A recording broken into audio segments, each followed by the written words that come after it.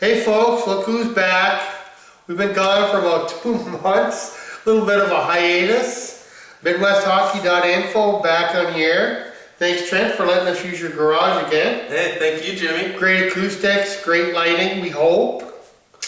Lighting is my enemy right now with this camera, but we're hoping we just put another light bulb in and we're hoping we're going to work.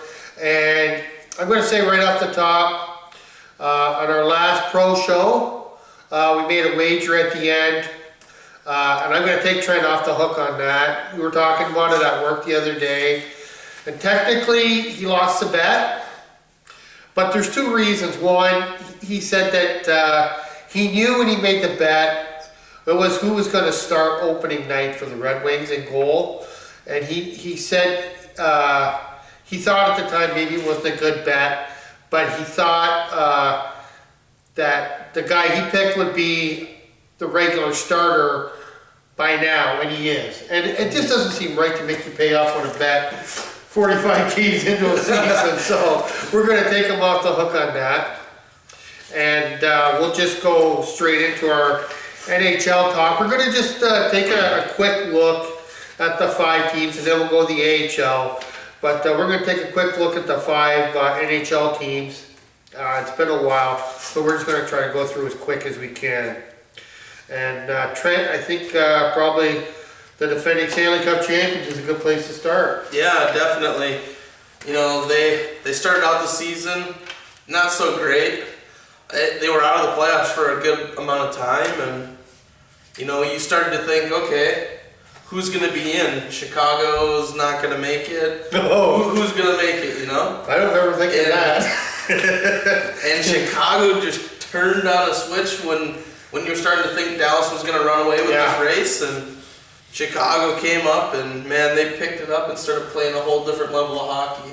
Yeah, one thing about the Hawks, they always seem to flip a switch, I think, when the playoffs start. Mm-hmm. They've learned over the years that maybe they can serve themselves a little bit during the regular season, and I do remember having that conversation a couple of times where, you know, they're kind of easing back, but anybody who's going to come out of that division is still going to have to go through Chicago. Mm-hmm. And what happens, they go on a 12-game winning streak from December 29th to January 12th. They overtook the Dallas Stars, who appeared at one time to have maybe an insurmountable lead.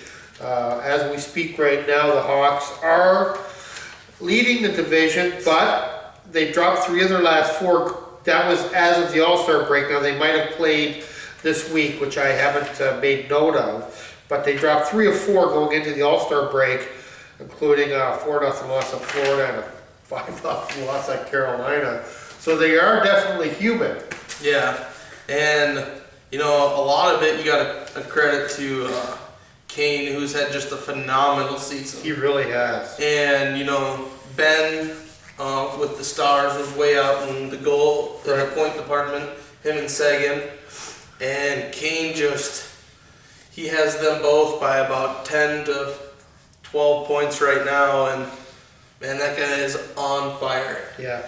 Which is kind of surprising. You know, there was a lot of off-ice stuff that happened in the off-season that you thought might be a bit of a distraction.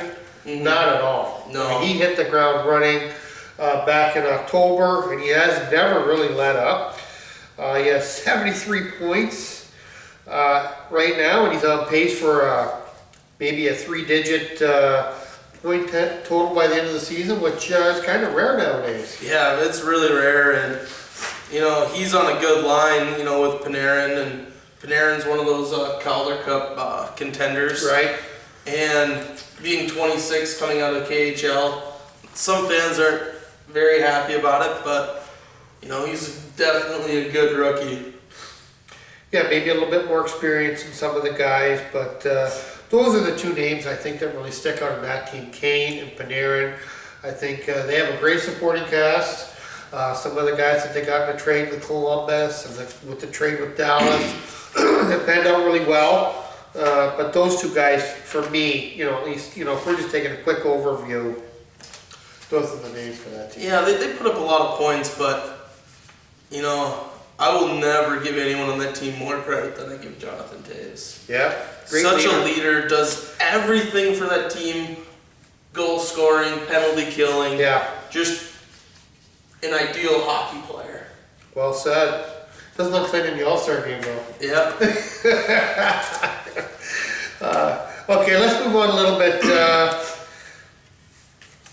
The Blues are in a bit of a weird position for them. They've been front runners in the Central, at least through the regular season for the past couple seasons. Suddenly find themselves in third spot this year. There's a long way to go.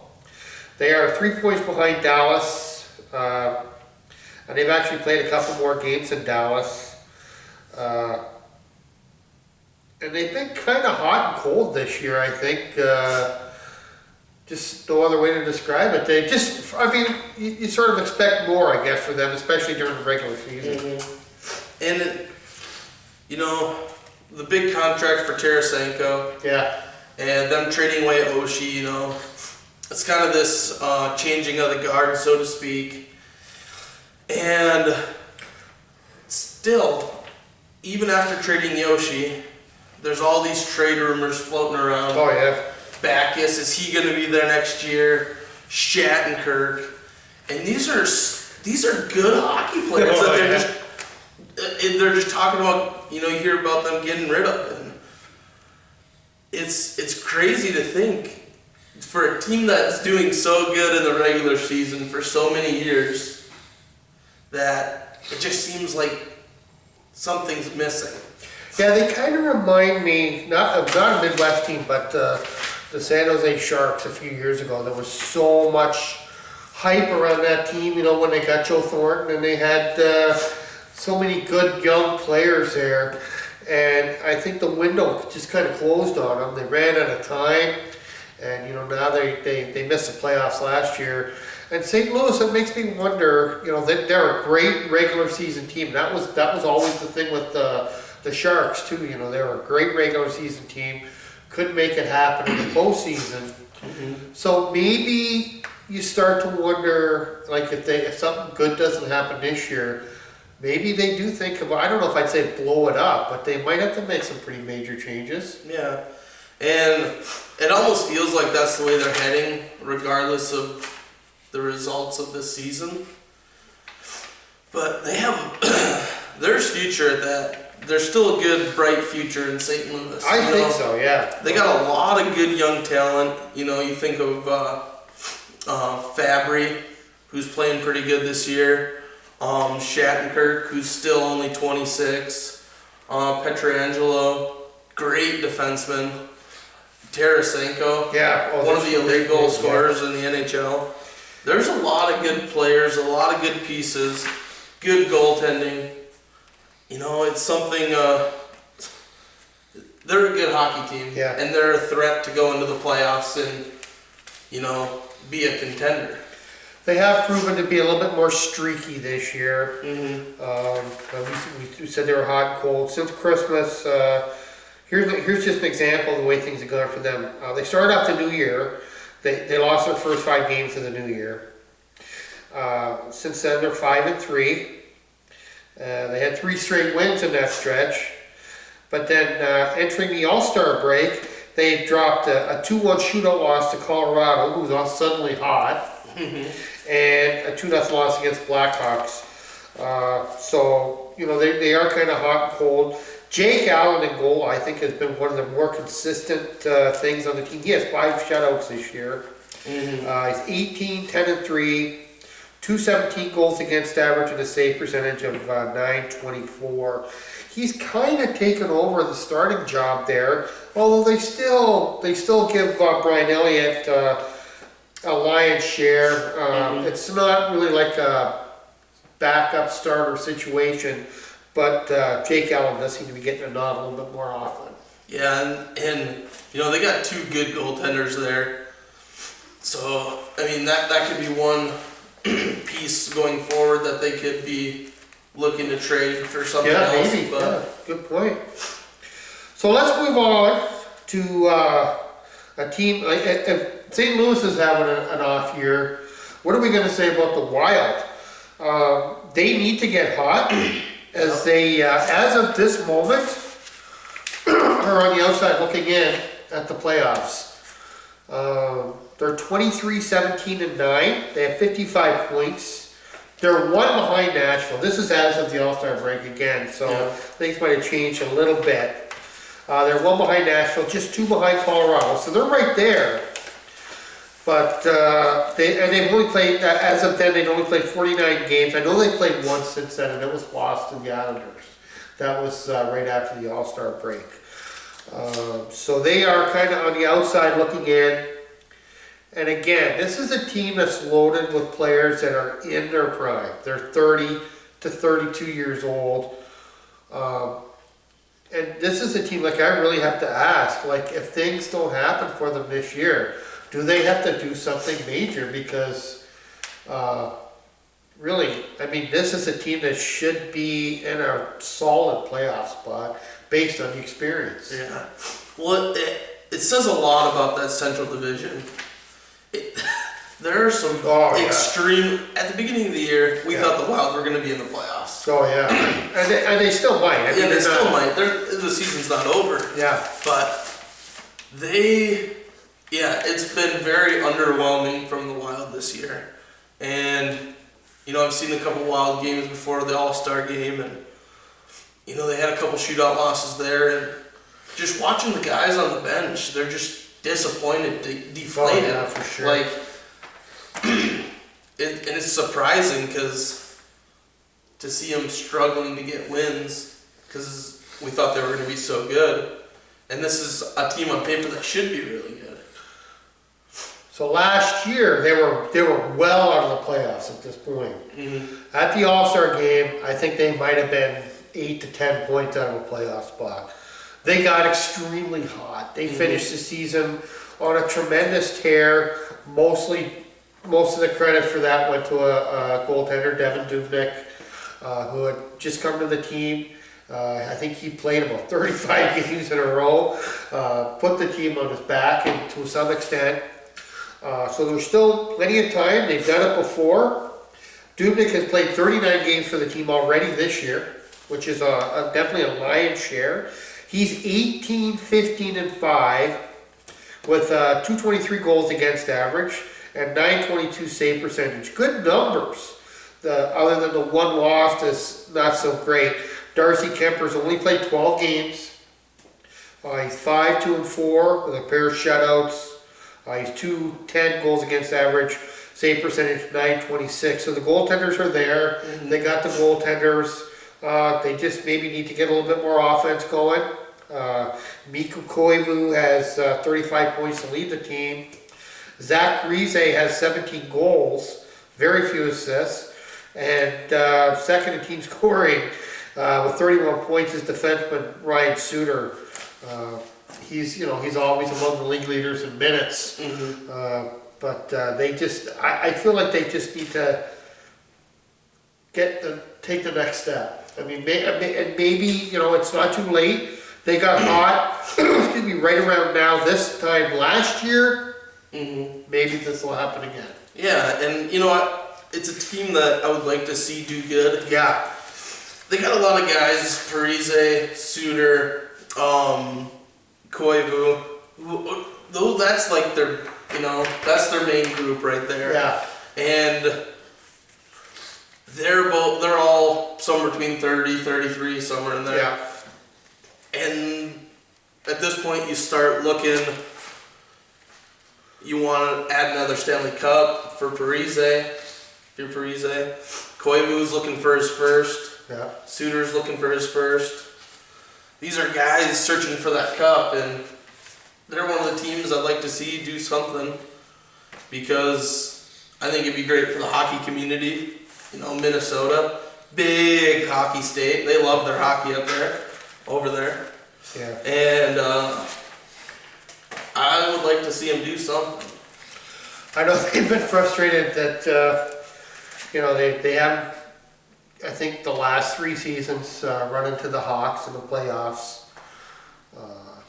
and they're looking for a way to finally slay that monster. Mm-hmm. Right now, they just need a chance to get in there get into the dance. Yeah. It's, the division has become stronger, obviously the emergence of Dallas, who was not a playoff team a year ago, and Colorado, who you knew was better than their record. Yeah. Nashville. I mean, it's going to be a dogfight to stay in it, but I think they got a good shot. And I'm gonna go ahead and make a call. There's gonna be 5 teams from that division in the playoffs. Oh yeah.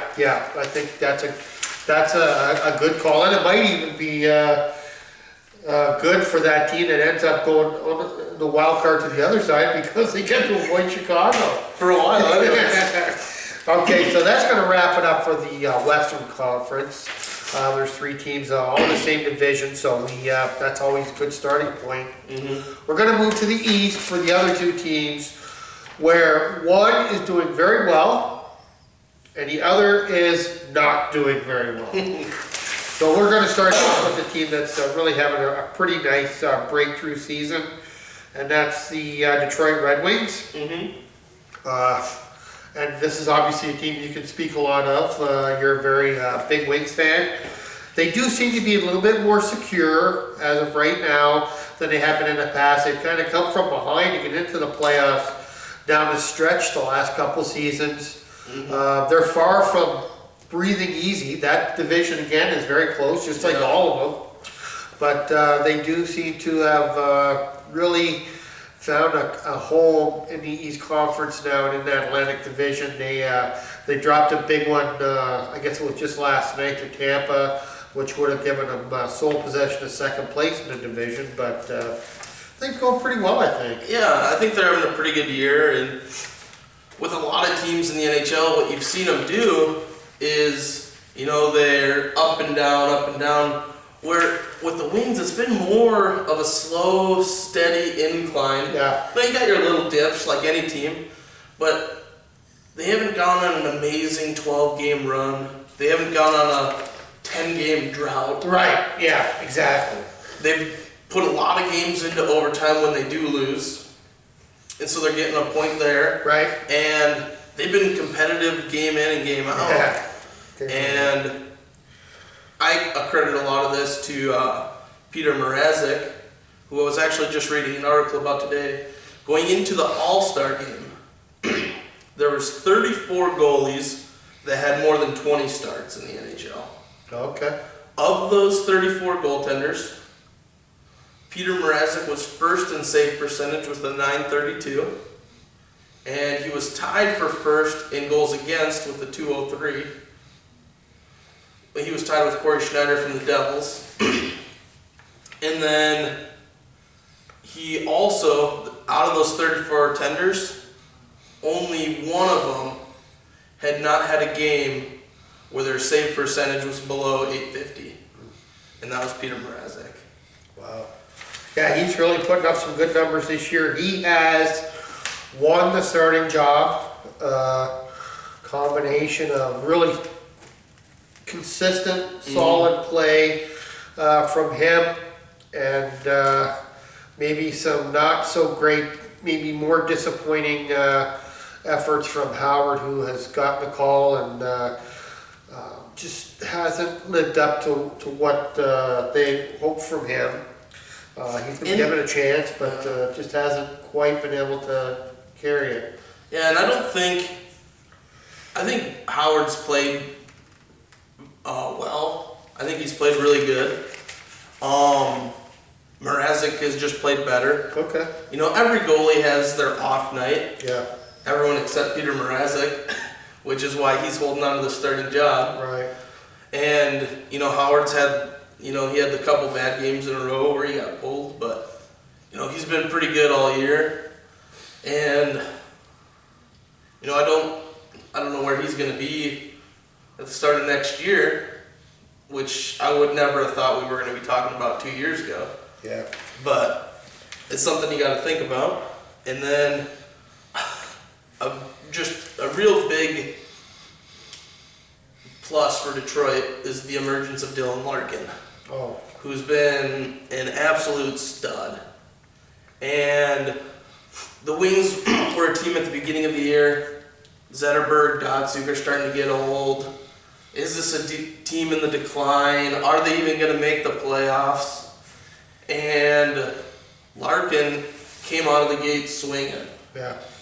And like Mrazek, he's been a really consistent guy.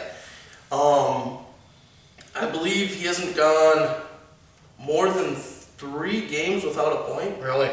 In a rookie season. I think that's really admirable. Yeah. Yeah. That actually is a very good point because it's that day-to-day grind a lot of times that affects rookies, and this is sort of the wall that they hit right around now because maybe they're not used to going past 50, 60 games in a season. Mm-hmm. But he hasn't shown any sign of stopping. He had a great All-Star weekend. Yeah. And he really is, I think it might be too late for Connor McDavid, but there are some others. But I think right now, as of the second, if I was voting on the Rookie of the Year, I give the nod to Larkin, and Panarin's right there too. I mean, it's those two guys. So an all Midwest battle for the Rookie of the Year, but it's maybe too early to say that. Yeah, and I'm obviously a little biased, but trying to be as fair as I can possibly be. Yeah. I would also give it to Larkin. Yeah. And the reason being, Panarin is playing with Kane, who's leading the NHL in scoring by a lot. He's playing on the same line. You feed the guy the puck, he puts it in the net. He has almost 30 assists. So he's going to be leading Larkin in points by a lot. And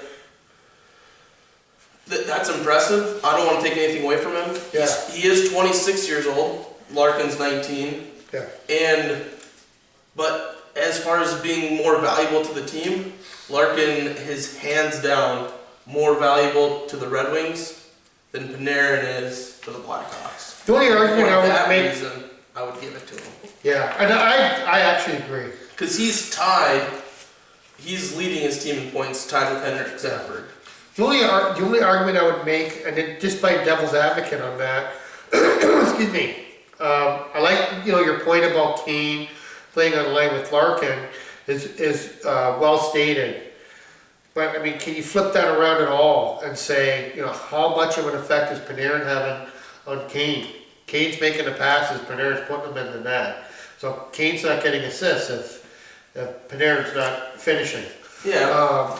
So I think that argument is there too, and I honestly I forget who the third guy is on that line, but I think that you definitely make a good point though. I mean, Kane, it's like if you played on a line with Gretzky, you knew you were going to get a lot of points. It didn't matter. But so that's a good point. But I think there's a flip side to it too. And then you take into the plus minus. Larkin's been a very responsible player on the ice. And he's you can flip it around on the wings. Larkin's on the line with Zetterberg. Yeah. But we're talking about an aging star who hasn't even hit double digits in goals yet. Yeah. And by far the best offensive weapon in the league this year on the other side. So you're absolutely right on that. And I do think any statistic you look at where you compare the rookies, those two come out at the top. Mm-hmm. First or second in almost every one of them. So as of right now, I think it really is a two-horse race, and the Wings are looking good as of right now. I mean, they're a 5 or 6 game losing streak from falling out of it, of course, but hopefully they keep things going and finish well and maybe get a home ice advantage in the first round of playoffs. Would be really nice. Yeah. So let's move on to, for me, probably on paper at least, the biggest disappointment of the season. I am really a fan of what they're doing in Columbus. I love this team. I love the players. I just love to see this team being built from the bottom up. This season was over in the first 2 months for them. Unfortunately, they're just not going to get back into it.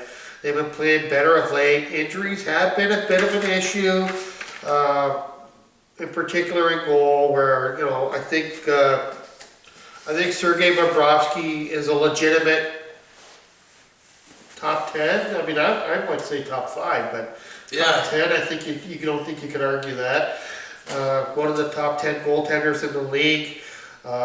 He just has not been able to get back. I think he's had a groin injury or something like that. He's tried to come back a couple times. He's just aggravated it.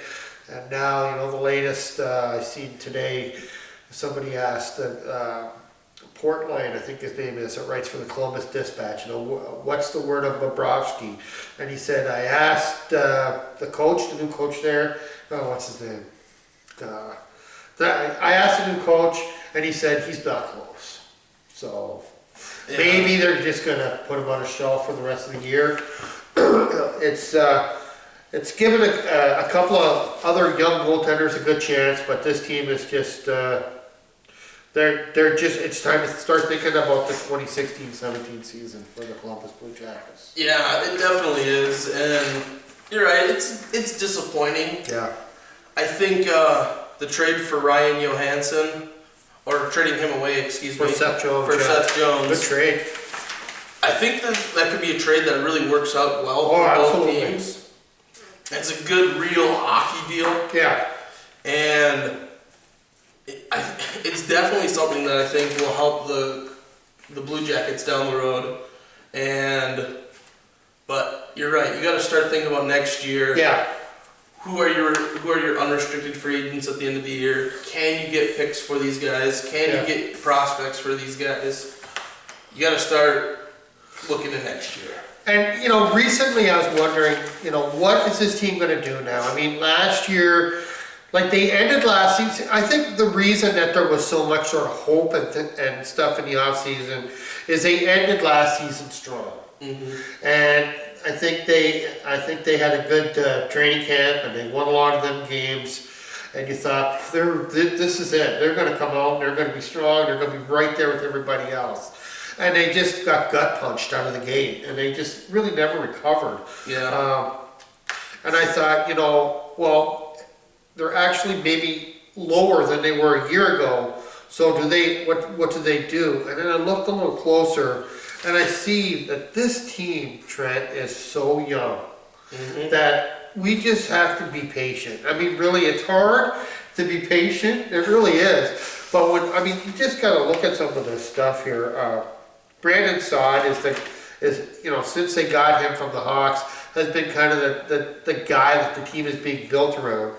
He's 23 years old. Mm-hmm.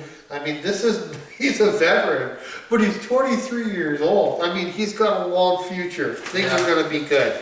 You know, the captain, Nick Foligno, he's 28. He's in his prime, but, you know, they have 3 centers on the team.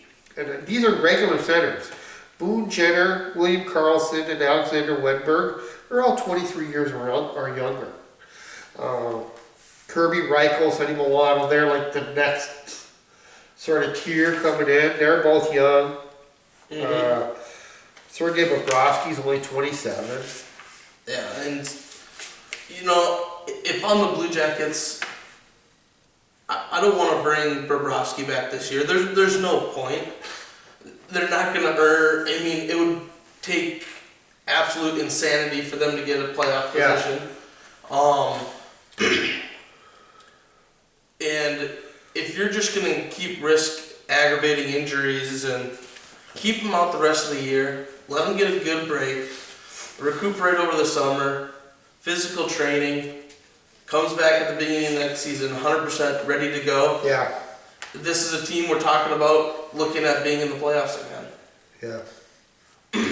And you know, the biggest weakness, and the biggest reason they went and made a big trade, Johansson for Seth Jones, the team's biggest weakness has been defense. Mm-hmm.